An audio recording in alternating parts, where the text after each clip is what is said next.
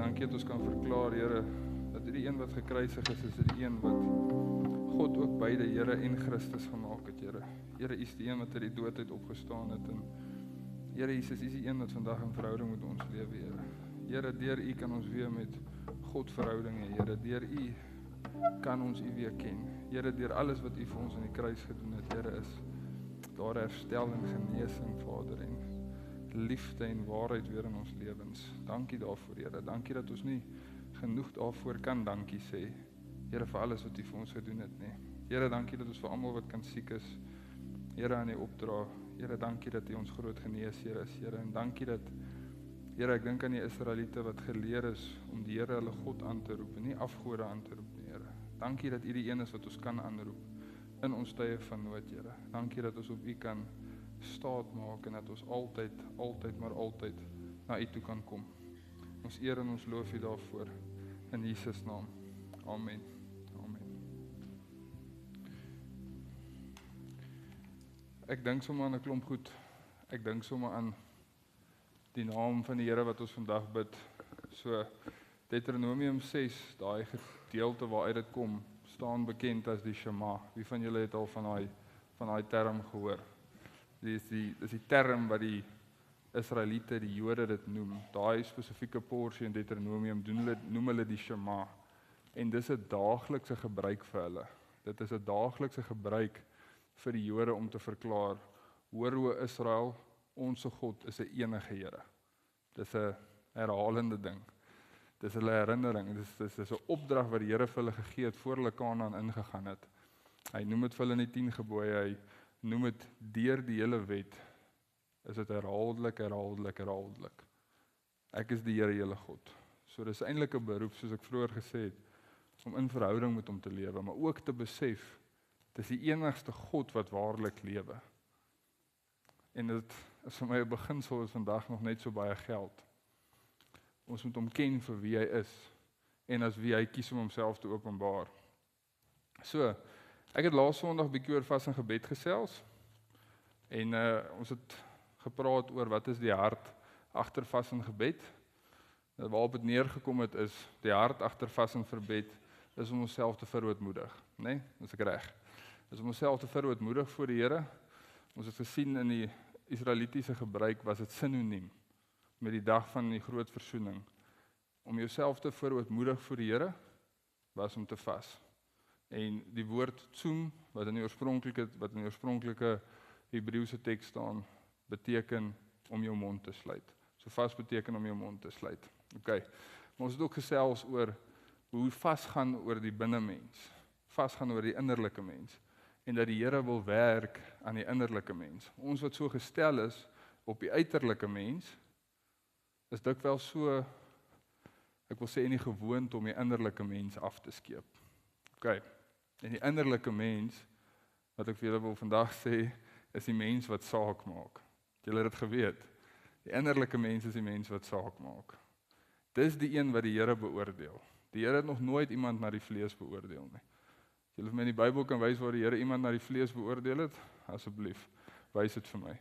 Maar die Here het nog nooit iemand na die vlees beoordeel nie. Dis die Here wat die innerlike mens ondersoek. Okay. So vas en gebed, as ons ooit daaroor praat, dan moet ons in 'n rigting beweeg wat ons besef. Die Here is besig om met ons te werk in ons gees en in ons sielsdimensie. En as ons dit nie onder die knie het nie, dan gaan ons sukkel. En ons gaan nie groei in vas en gebed nie, want alwaaroor dit vir ons gaan is hongerpyne, alwaaroor dit vir ons gaan is dit wat ons in die vlees kan beleef. Maar ons sien nie die bate wat dit vir ons in die gees bring nie. Okay.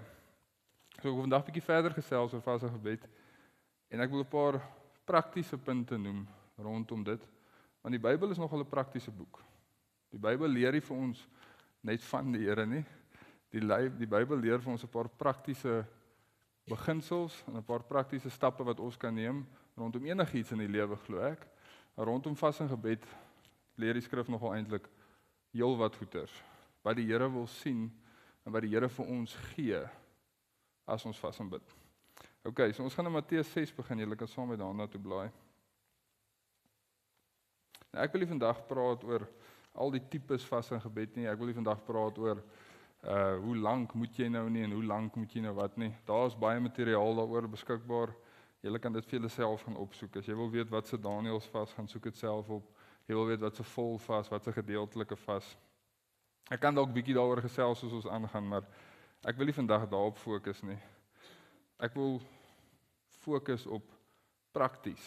As ons vas, wat ook al, wat se vorm van vas dit ook al mag wees.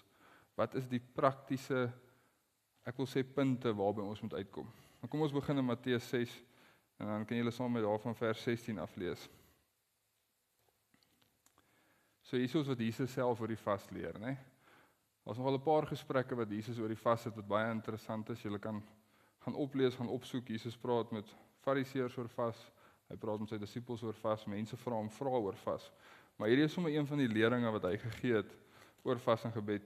So Matteus 6 vers 16 staan daar: En wanneer julle vas, moenie lang gesigte trek soos die geveinstes nie, want hulle mismaak hulle gesigte sodat dit deur die mense gesien kan word dat hulle vas. Voorwaar ek sê vir julle, hulle het hulle loon weg. Maar jy, as jy vas, salf jou hoof, was jou gesig, sodat jy nie die mense laat sien dat jy vas nie. Maar jou Vader wat in die verborgene is, en jou Vader wat in die verborgene sien, sal jou in die openbaar vergelde. So die eerste ding wat my tref, en ek glo dit is wat ons almal moet tref, is Jesus sê, en wanneer julle vas. En wanneer julle vas. So julle het dit seker al iewers gehoor, baie van wat ek vandag gaan sê, gaan dalk nie vir jou nuwe inligting wees nie. Maar ek besef net die waarde daaraan om goed weet te hoor. Jesus sê, en wanneer julle vas. Hy sê nie as julle vas nie, hy sê nie of julle vas nie, hy sê wanneer julle vas. So, hy praat met Jode. Jode het 'n geskiedenis daarvan om te vas. So hy sê wanneer julle vas. Dis 'n gebruik gewees. Die Fariseërs het elke maandag en elke donderdag gevas. Dit was vas vir die Fariseërs. Dit was deel van die wetsgeleerdes, die skrifgeleerdes van die tyd. Hulle het elke maandag en elke donderdag gevas. En Jesus is eintlik besig om hulle hier te gaan, né? Want hy praat van mense wat met die lang gesigte rondloop as hulle vas. Nou ek dink Jesus het 'n Fariseër op 'n myl sien aankom en geweet jy's besig om vandag te vas. En kyk hoe hang daai gesiggie van jou. Ek dink Jesus het hulle gesien. So hy's eintlik besig om hier te praat van wat? Die godsdienstige vas.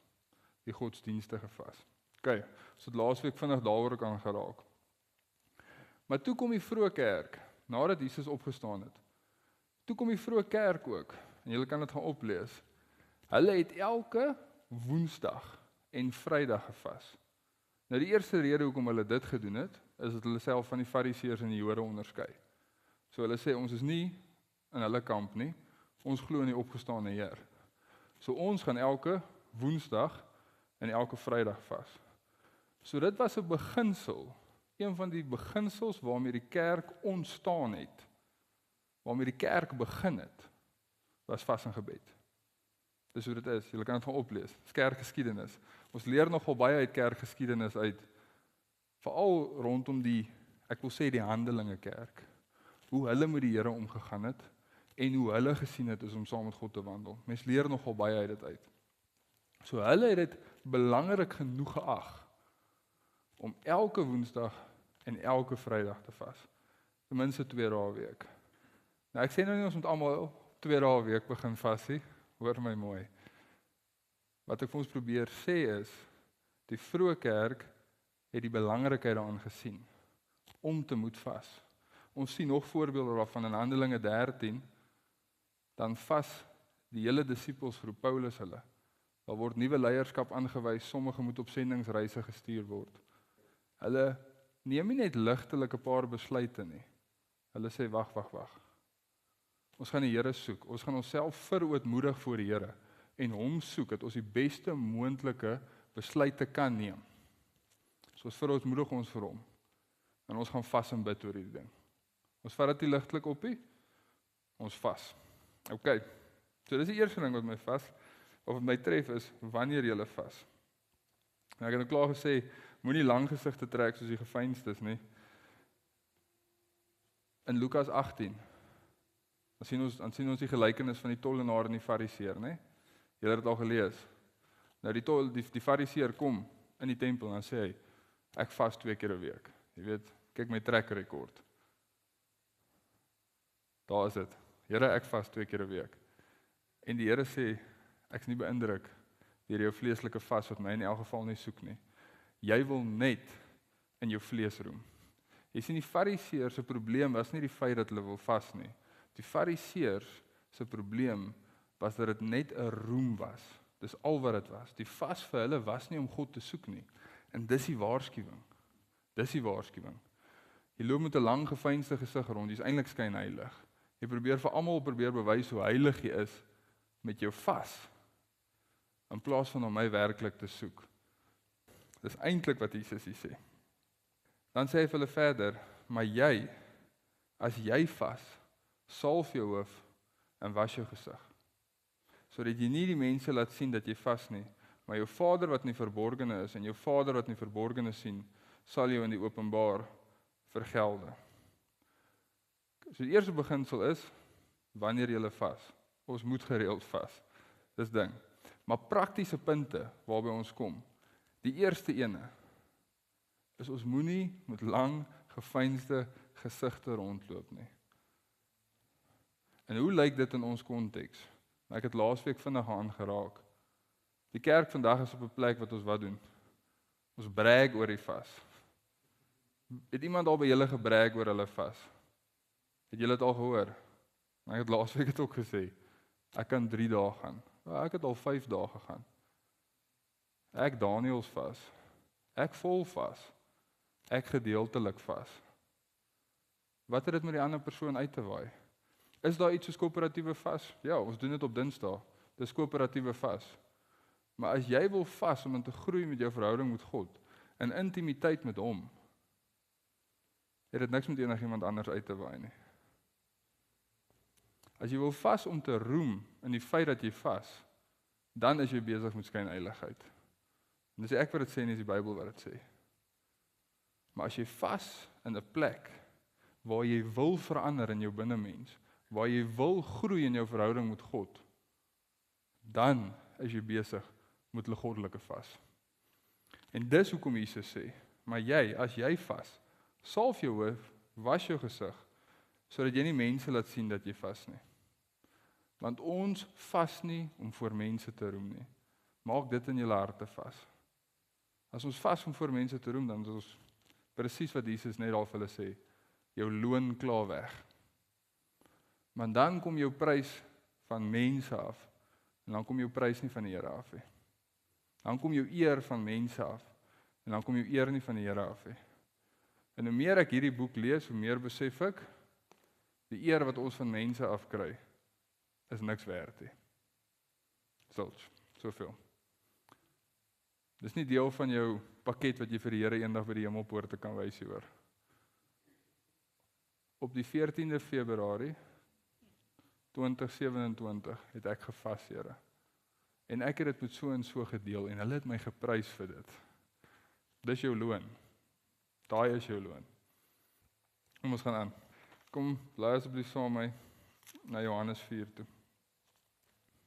So die eerste ding wat jy moet vasmaak, saak tussen jou en die Here as jy vas. Nou jou geestestoestand as jy vas. Ons almal weet jou vlees is aan honger, jy wil eet, né? Maar jou gees en jou siel moet ook gevoed word op 'n daaglikse basis. Okay, nie net as ons vas op 'n daaglikse basis, maar wanneer ons vas, dan word daar klem gelê op die innerlike mens. Nou is my vraag aan julle. Daai innerlike mens, hy moet ook eet, né? Maar wat moet hy eet? Wat moet hy eet? Nou kom ons begin by die eerste een. As jy in Johannes 4 is, blaai saam met my na vers 31 toe. Johannes 4 vers 31.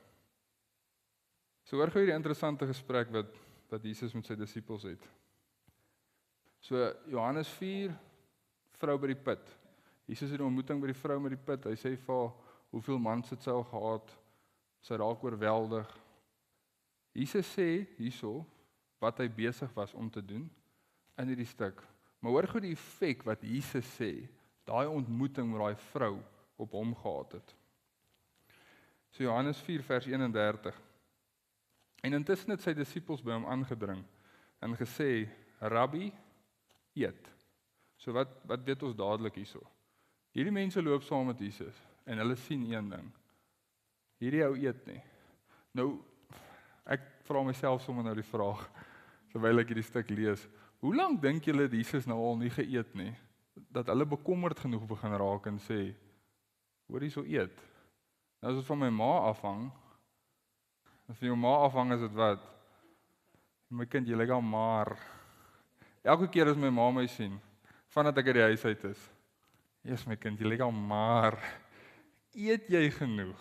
Eet jy genoeg? Wie van julle daai vraag op? Wie? Ja, nee?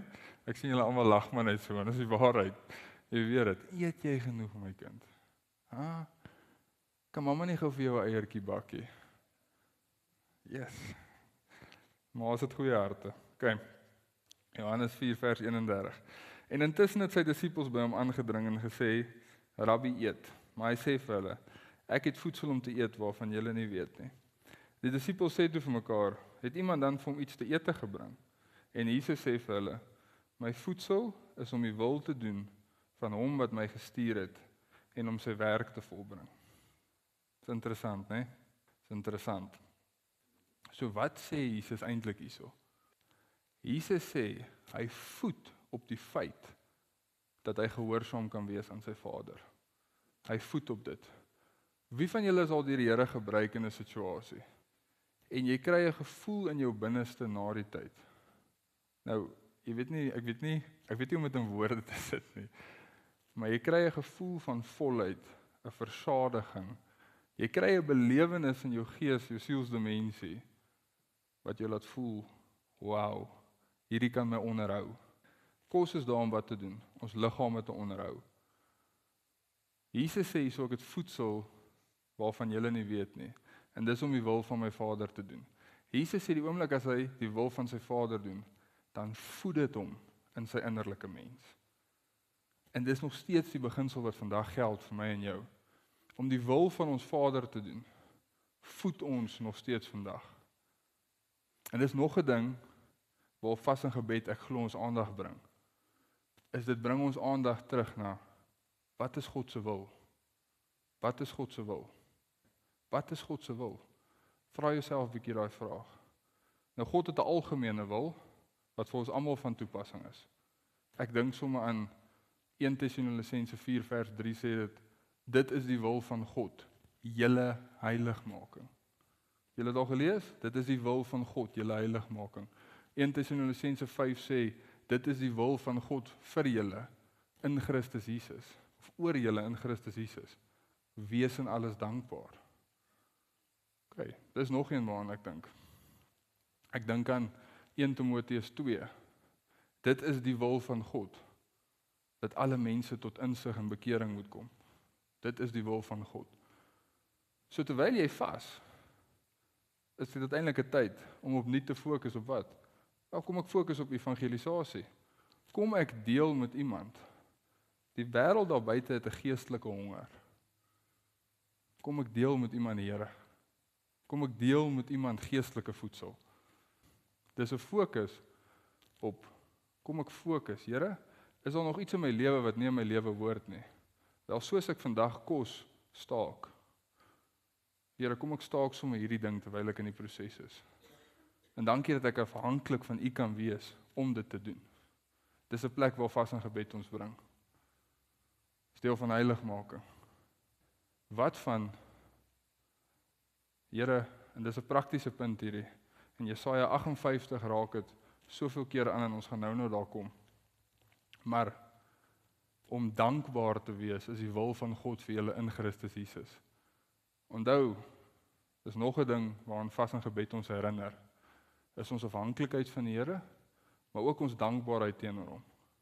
Daar's mense wat vandag nie eet nie omdat hulle vas nie, omdat hulle nie kos het nie. Dis 'n hartseer realiteit, maar dis die waarheid. Daar is mense wat nie eers dink aan vas nie, want al wat hulle doen is vas. Hulle het nie kos nie. Dis hoe dit is so eenvoudig soos wat dit is. En vas en gebed bring ons weer in 'n plek waar ons kan sê, Here, ek is so dankbaar vir alles wat ek in my lewe beleef. Maar dit bring ons by die volgende praktiese punte van vas en gebed. Blaai saam na Jesaja 58 toe. Jy sien, ek hoor gewoonlik oor vas en gebed, hoor ek gewoonlik mense stry. En dis hoekom ek eers daaroor wil praat hê. Want ek hoor gewoonlik mense stry by die Danielsvas. Mag ek nou vrugtesap drink of mag ek nou nie vrugtesap drink nie? Mag ek nou speserye op my kos gooi of mag ek nou nie speserye op my kos gooi nie? Julle al daai gesprekke gehoor? Jy gaan Google dit. Daar's 10 artikels waar elke ou vir jou die Danielsvas verduidelik. Wat jy nou mag doen en wat jy nou nie mag doen nie. 'n Mors van tyd as jy my vra. Mors van tyd. Maar dis my opinie. Die rede hoekom ek sê is 'n mors van tyd, is nou het ons die vasgevat wat oor die innerlike mens gaan, wat 'n geestelike dissipline is, wat veronderstel is om jou te verander, en dit weer in niks anders as 'n teologiese debat verander nie. Wat is die Danielsvas? Wat is nou 'n regte volsvas? Vas ek nou van son onder tot son opkoms, of is dit nou andersom? Dis alwaar dit gaan, hè? OK, julle het al gehoor. Wat irriteer die rook uit my uit, ek's eerlik. Want ek sien nêrens dat dit in die Bybel, gaan kyk dit, ek sien nêrens dat dit die fokuspunt is van vas nie. So, laasweek al oor gesels, Jesaja 58, gaan luister laasweek se preek, ek verwys nou baie terug na dit toe, maar ek wil nie alles weer sê wat ek laasweek gesê het nie. Jesaja 58 is juis waar God vir Israel aanvat, oordat hulle in die vlees vas, oordat dit vir hulle niks anders as 'n godsdienstige gebruik is nie, waar hulle 'n spirituele daad doen om hom te soek, maar dis die laaste ding wat hulle doen. Lippe bely my, maar die hart is ver van my af. Maar Jesaja 58 is ook baie prakties. Baie prakties. So hoor gou hierso, ons lees van vers 5 af. Hy sê, is dit die vas wat ek verkies? Die dag as die mens sy siel gaan kwel, dat hy sy hoof buig soos 'n biesie en sak en as uitsprei om op sy bed te wees. Noem jy dit 'n vasdag wat vir die Here welgevallig is? Klink dit nogal soos Jesus se woorde? As jy jou salf, moenie met lang gesigte rondloop, dit dink my baie aan dit. Hoekom vas jy? Jy vas vir die Here. Jy vas nie om gesien te word nie, jy vas nie om skynheilig te wees nie, jy vas vir die Here. OK. Maar hoor eens wat sê in vers 6. Is dit nie die vas wat ek verkies nie? Dat julle losmaak die bande van goddeloosheid en dat julle afhaal die stroppe van die juk en vry laat weggaan die verdruktes en elke juk stukkend breek. Wat ek daar lees weer eens. Fokus op heiligmaking ook terwyl julle vas. OK? In vers 7. En hier's waar dit baie prakties raak. Is dit nie dat jy jou brood breek vir hom wat honger het en die ellendiges swerwelinge in die huis inbring nie? As jy iemand sien wat naak is, dat jy hom klee en vir jou eie vlees nie verberg nie. Jy sien, ek glo ook in die vas vir deurbrake. OK, hoor wat ek sê. Ek glo ook in die vas vir deurbrake. Daar's duisende voorbeelde van die vas vir deurbrake in die Bybel. Maar die Here sê die vas wat hy verkies is die vas waar jy leer om ook buite jouself te kyk. Trek weer in by die dankbaarheid. Maar die Here sê, jy vas, daar's ander wat nood het daar buite. Jy gee goed op, vrywilliglik. Daar's ander wat nie het nie. Deel van wat jy ook het met die ander. Nou hierso help jou stryery oor die Danielsvas of jy sout en peper mag gebruik of nie. 0. Dit help niks. Maar hierso help dit nogal as jy aan 'n basiese skriftelike beginsel wil voldoen. En sê, Here, terwyl ek vas, weet ek jou woord sê dit. Kom ek gaan koop vandag 'n brood terwyl ek vas en ek gee vir iemand 'n brood wat nood het. Ek sou vandag spaghetti en mins gemaak het, né? Nee? Maar my buurman, weet ek, ly honger. Wat keer jy om die pakkie mins en die pakkie spaghetti oor die muur te gee? Wat keer jy? Wie van julle weet van iemand in nood? Vraag jouself die vraag, né? Nee? Wie van julle weet van iemand in nood? Wie van julle kan help met iemand in nood? Terwyl jy vas, help mense in nood. Want die Here sê dis vir hom welgevallig. As dit nie vir ons genoeg is nie dan weet ek nie. OK. Hy sê in vers 8.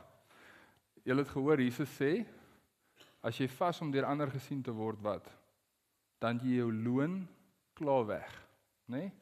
Maar as jy vas om intimiteit, om met God om te gaan, dan sê Jesus wat? My Vader wat in die verborgene is, sal jy ook in die openbaar vergelde. Okay, so hoor wat sê vers 8.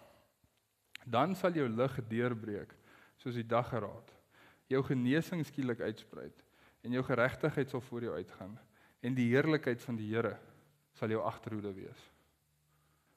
Daar is getuienisse van mense wat al fisiese genesing ontvang het, as hulle gevas het. Dit het ek ook al gehoor. Laasweek ook gesê, sal mediese redes is hoekom jy nie kan vas nie. Kyk wat kan jy in jou lewe opgee. Kyk wat kan jy vas. Alle vas gaan nie net oor om kos uit jou mond te hou nie.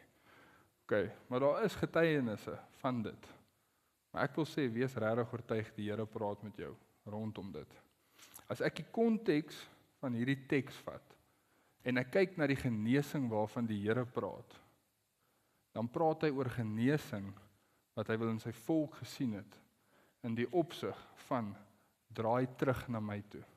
Dis vir my primêre geestelike genesing wat ek hier sien.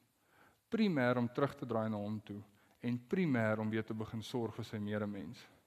Want dis iets wat sy volk nie meer gedoen het nie. Dis die genesing wat hy hier sien. En hoor wat sê hy dan vir hulle? Dan sal jou lig deurbreek. Nou as ek aan lig dink, nou sien hierso vers 8 word baie keer gevat en gesê die vas vir die deurbraak. Vir my as die lig deurbreek, en dis wat ek glo die werklike Bybelse lering daarvan is, die lig wat deurbreek is die openbaring van Jesus wat groei. As jy in vas en gebed is, as jy in intimiteit met die Here, en jou openbaring van lig raak groter. Wie hoekom is daar so baie praatjies oor duisternis? Wie van julle dan praatjies oor duisternis gedeel? Nee? En as ek nou oor duisternis praat, demone, sataniste, daai tipe goed. Bestaan dit? 100% bestaan dit. 100%. OK. Maar as baie mense wat my oor die Kundalini gees kan vertel, maar kan my niks van die Heilige Gees vertel nie. Zilch. 0. Maar die Kundalini genavors. Hulle kan vir jou al die moslems vertel, hulle kan vir jou al die sataniste vertel. Die Here sê laat die lig deurbreek. Jy sien vas en gebed bring jou op 'n plek waar jy fokus op lig. En die oomblik as jy op die lig begin fokus, gaan jy besef, wie wat, die duisternis in elk geval oorwin. Lig moet deurbreek. Dan, genesing gaan uitsprei, en jou geregtigheid sal voor jou uitgaan, en die heerlikheid van die Here sal jou agterhoede wees. Vas en gebed bring ons ook tot in 'n plek waar die Here ons beloon. En die grootste beloning in die wêreld wat daar is, en ons besef dit nie altyd nie, is die feit dat God, die God van hemel en aarde, wat nie in tempels woon, wat met mense hande gemaak is, hierdie is wat Paulus vir hulle sê, nee, wat nie in tempels woon, wat met mense hande gemaak is nie, en ook niks van ons nodig het nie. Paulus se woorde, nie myne nie. Ook niks van ons nodig het nie. Kies om met ons verhouding te hê. Kies om in ons te woon. Die Here se teenwoordigheid is die kosbaarste ding wat daar is. Anders was die kruis nie nodig nie. Want ons het ontbreek aan God se teenwoordigheid. En Jesus het dit vir ons kom herstel. En die Here nooi ons in vas en gebed om meer en meer van sy teenwoordigheid te kom soek. Vers 9, dan sal jy roep, die Here sal antwoord. Jy sal skreeu om hulp en hy sal sê hier. As jy van jou verwyder die verdrukking, die uitsteek van die vinger, die leenagtige woord, en hoor weer eens, en jou siel laat uitgaan na die hongere, die neergeboë siel versadig, dan sal jou lig opgaan in die duisternis, en jou donkerheid wees soos die middag. Vas en gebed kan 'n geweldige impak in ons lewens hê, 'n geweldige impak. Maar vir dit om te gebeur, moet ons besef, vas en gebed gaan nie oor die buitemens nie. Vas en gebed gaan oor die Here wat 'n werk wil doen in ons binneste. En ons moet die Here soek met alles in ons binneste. Ons moet prakties tyd vat wat ons sou eet. Laasweek gepraat oor as jy dan die TV vas, as jy dan jou selfoon vas, dan moet jy prakties die tyd vat wat jy daarop spandeer het en dit in die Here insit. Dan kan jy prakties die tyd neem wat jy dalk sou vat om te eet, om 'n brood uit te deel. Dan moet jy prakties die tyd vat, wat ook al jy opgee, vervang dit met die geestelike. Gaan voet op die wil van jou Vader. En amper vergeet ek dit. Ons voet op die wil van ons Vader. Lukas 4:4, Matteus 4:4 sê presies dieselfde ding. Mens sal nie lewe alleen van brood nie, maar elke woord wat by die mond van God uitgaan. As jy in die oggende dalk, ek het so 'n ding van John Piper een keer geluister, toe sê hy het oor prioriteite gepraat. Toe sê hy, have you had time to have breakfast this morning? Sê die mense yes. Toe sê hy, did you have time for lunch today? Sê die mense yes. Sê die mense, okay, did you have time to go to work today? Toe sê hulle vir hom yes. Hy sê, you have time to exercise?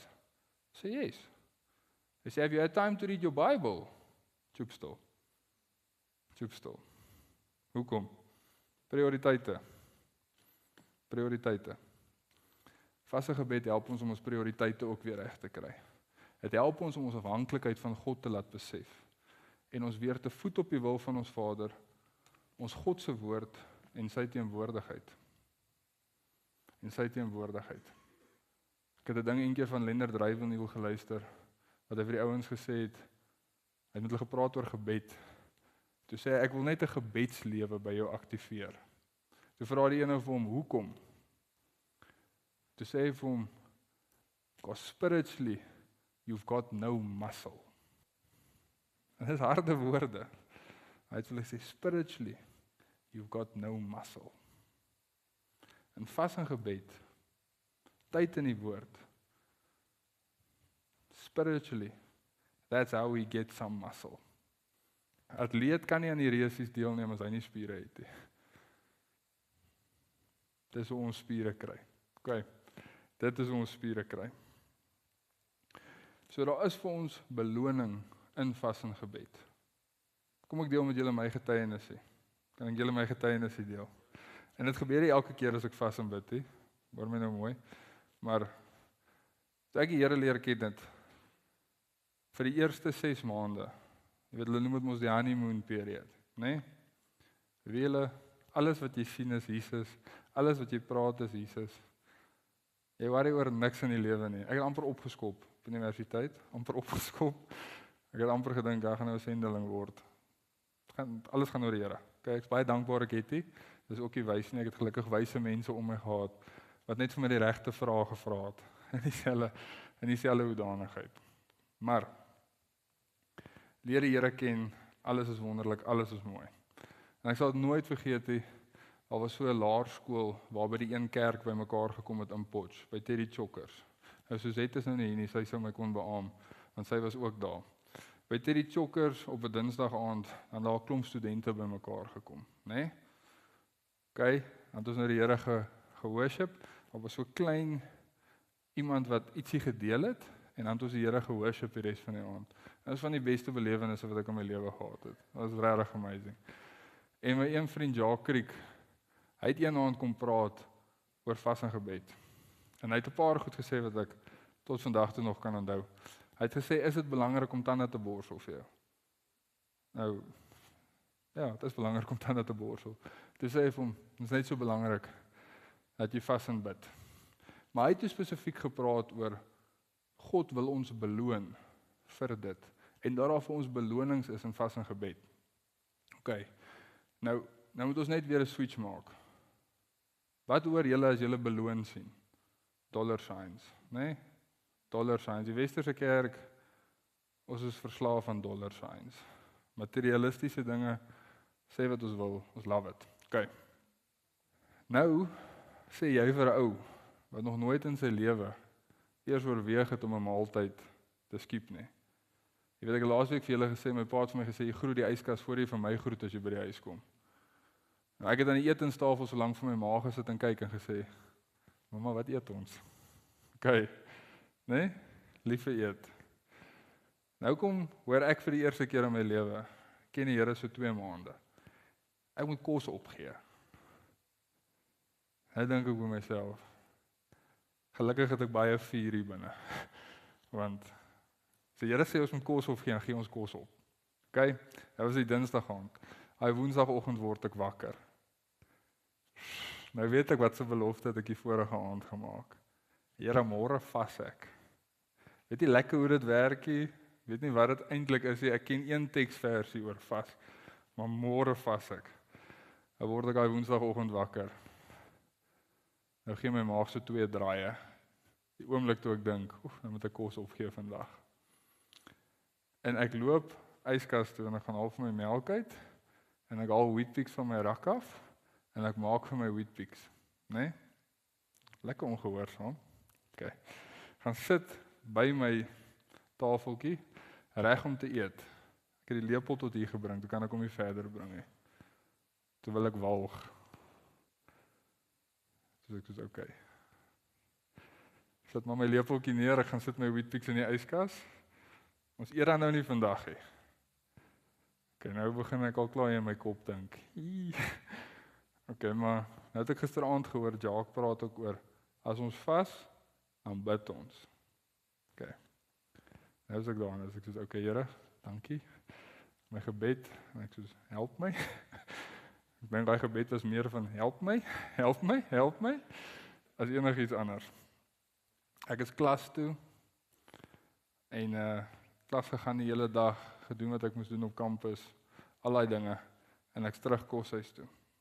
En ek sê vir hom, Here, dankie, die eerste dag wat ek gevas het, en dankie dat ek met jou kom praat, ek waardeer dit, is lekker om jou beter te leer ken, ek is bly ek ken jou uiteindelik. En die volgende oomblik loop iemand na my toe, en hulle sê vir my, weet jy hoekom nie? Maar die Here het my sê, ek moet vir jou Bybel gee. Pa, vir jou Bybel. En ek sê, oh wow, okay. Ek het 'n Bybel gekry, dankie. Nou dink ek dadelik aan Jacques se woorde. Die Here wil ons beloon. As ek so, okay, great. Miskien is dit my beloning. Miskien, Here, jy wys net vir my jou woord is waar. Dankie. By die koshuis inloop, hier kom 'n ou na my toe. Reino, weet jy hoekom nie, maar ek het 'n droom oor jou gehad. En ek wil net met jou die droom deel. En hy gee vir my profetiese woord. En ek is soos, wow, dankie, ek het dit nodig. Waardeer dit. Gaan aan, later die aand, het ons 'n aksie gehad. By daai aksie, hier kom loop nog 'n ou na my toe. Weet jy wat, Reino? Ek voel net vandag, ek wil vir jou 'n woord gee. En hy deel met my 'n woord. Ek het op daai dag 2 profetiese woorde gekry. En 'n Bybel. Nou soos ek sê, dit gebeur nie elke keer nie. Partykeer kry ons belonings wat ons ook nie sien nie. Maar die Here sê, wees my gehoorsaam. Ek beloon jou. Vas en gebed is een van daai goed. Wees die Here gehoorsaam. Die Here beloon jou. En as die beloning is, jy wat in jou binnemens net verander. Wie julle wat prys die Here. Prys die Here. Want jy's 'n beter weergawe en jy's nader aan hom. Maar dis my storieetjie rondom belonings. So die Here wil ons beloon, die Here wil ons ken, die Here wil in verhouding met ons lewe. Vas en gebed is nie 'n straf nie. Vas en gebed, julle, daar's baie skrifte in die Bybel waaroor ek myself al hoeveel keer loop en vra. En dit moet ons vorm. En een van hulle, wat ek maar stelselmatig op antwoorde kry, is 1 Johannes 5 vers 3. En dit is die liefde tot God, dat ons sy gebooie bewaar, en sy gebooie is nie swaar nie. Ons is op hierdie punt, ons is op hierdie idee, dat wat God van ons vra, is hierdie geweldige, oorweldigende, moeilike, geestelike take, wat ons in elk geval nie in staat is nie. En Jesus is op 'n plek waar hy sê, in Johannes 4, om die wil van my Vader te doen, is my kos. Ek verorber dit. Dis waarop ek lewe. En ek praat dalk vir myself meeste. Maar partykeer is om die wil van God vir my te doen 'n straf. Nie iets waarin ek my verlekker nie iets waarop ek voed nie. En ek weet waar lê die fout. Dit lê nie by God se woord, dit lê nie by hom nie. Die fout lê nog hier binne. Dis hoekom ek ook nog baie vas en gebed nodig het. Dis hoekom ek weet baie van ons het nog baie vas en gebed nodig. So is 'n uitnodiging uit die Here om ons te verander en om te groei met hom. OK. Is dit reg? OK, ons gaan saam nagmaal hou. Terwyl hulle gekom die goed reg kry vir die nagmaal, blaai so lank saam met my na Johannes 6 toe. Ek wil met ons ietsie deel uit Johannes 6 uit. So in Johannes 6 is Jesus besig om met sy disippels te gesels en met 'n klomp van die mense wat hom begin volg het. En hy sê vir hulle die volgende in Johannes 6 vers 7 en 47. Hy sê voorwaar ek sê vir julle, wie in my glo het die ewige lewe. Ek is die brood van die lewe. Julle vaders het die manna in die woestyn geëet en hulle het gesterwe. En dit is die brood wat uit die hemel neerdal, sodat iemand daarvan kan eet en nie sterwe nie. Ek is die lewende brood wat uit die hemel neergedaal het. As iemand van hierdie brood eet, sal hy lewe tot in ewigheid. En die brood wat ek sal gee is my vlees, wat ek vir die lewe van die wêreld sal gee. Nou is so baie wat ons kan sê uit hierdie teks, uit so baie waaroor ons kan praat. Maar ek wil 'n gedagte by julle begin los. Ek en hom Egbert het 'n bietjie in die week gesels oor hemel en ewige lewe. En ons gesels oor die konsep hemel en die konsep ewige lewe. En die kerk het dit sinoniem begin maak. As ek reg as ek dit sê. Nou in my prentjie, my hele lewe lank was ek lewe nou en dan gaan ek dood. En dan is dit ewigheid. Is ek reg? Wie van julle sien dit so? OK, né? Wel, oorgrootste meerderheid van ons maak so. Want dis ons wat dit is. Né? OK, veel ander versie lees. Dan gaan ek terugkom na hom toe. Johannes 17 vers 3. En dit is die ewige lewe, dat hulle U ken, die enige waaragtige God, en Jesus Christus wat U gestuur het. Wow. Wag. Ek dog ek moet dood, en dan is dit ewige lewe. Maar dis nie wat die Bybel sê nie. Die Bybel sê, ken Jesus ewige lewe. Jy sien, die Bybel sê, as jy vir Jesus vandag ken, het jy reeds in die ewige lewe ingetree. Sien julle dit? Ek hou van die Engelse woord wat hulle by nagmaal gebruik.